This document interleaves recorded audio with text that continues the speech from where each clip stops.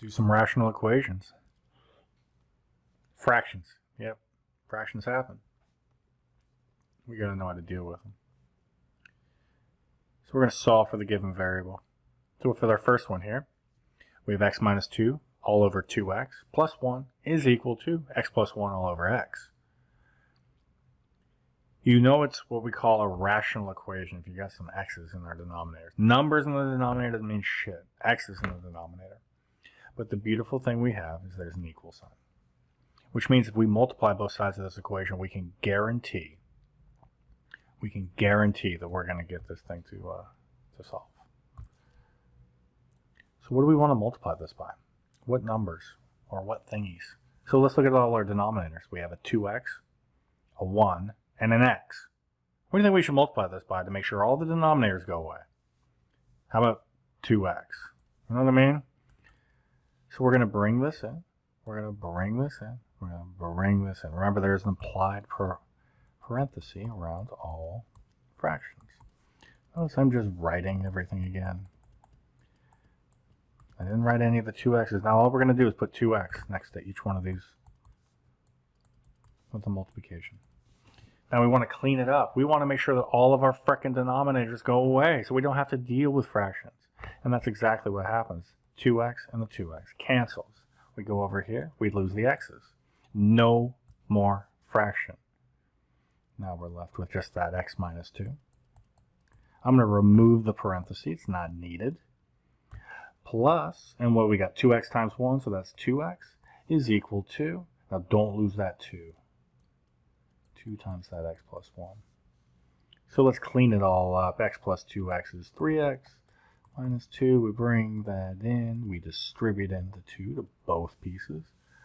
We move our x's to one side. We move our numbers to the other. And I think we're going to find out that our solution is x is equal to a big ol' 4. Once again, you can take it and plug it right back in and see if you indeed got the correct answer. Or you can just be ballsy and just take it for what it is, or just cheat and use technology.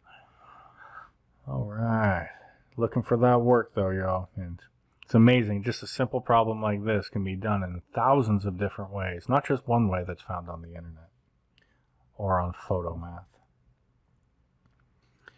Okay, again,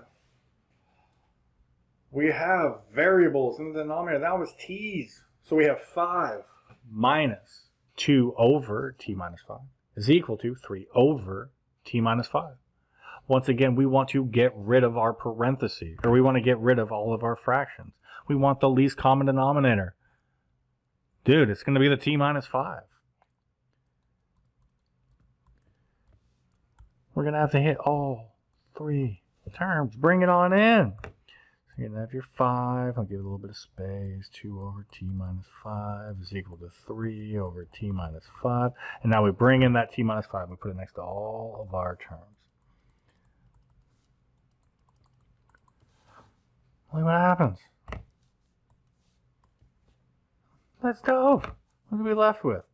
5 times, I'm going to bring it in. I'm going to save some time. 5t minus 25 minus what's left. So all that shit went away. The only thing that's left is that 2 is equal to, oh, all that went away. Just, hey, this isn't so bad. So what do we got? 5t minus 27 is equal to 3. Well, let's kick our 3 on over to the other side. Let's do one of these and we get 5t minus... Oh, shit, I went the wrong way. Oh, well. I have an eraser. I made a mistake. I knew something felt wrong here. Plus 27. There it is. 3 plus 27 is equal to 30. Divide by 5, divide by 5. And I think we're going to find out that t is equal to 6. There's our rational equation solved. I'm going to keep going. I think I got one more for you. You're like, oh gosh, what is this? What is this fresh hell we've stepped into? Well, what we're going to want to do is find something we can multiply both sides of this equation by so we can get rid of these fractions. So let's see if we can't factor that last denominator. We want everything factored in these denominators, and then we can use least common denominators, least common multiples. So if we look at this, it's two numbers multiplied together that equals 12, and adds up to be 7. Could you think it could possibly be x plus 4 times x plus 3? Because 4 times 3 is equal to positive 12, and 4 plus 3 is equal to 7. There we go. Can you figure out what our least common denominator is going to be? Can you figure it out? Can you see it? Can you see it? Can you see it? Heck yeah, it's going to be x plus 4 times x plus 3. We're going to do this to both sides. That's going to go there. That's going to go there. And that's going to go there.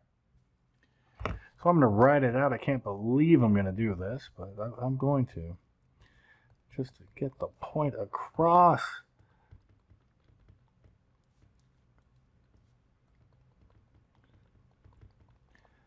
So I've just rewritten what is up there inside of that parenthesis, and now next to everything I will put in x plus 4, x plus 3. Now I hope to never have to see you do this. Hopefully you can see the cancellation that's going to happen there. So you can jump these silly steps. Nobody wants to write this much. X plus 4s are gone. X plus 3s are gone. Both are gone.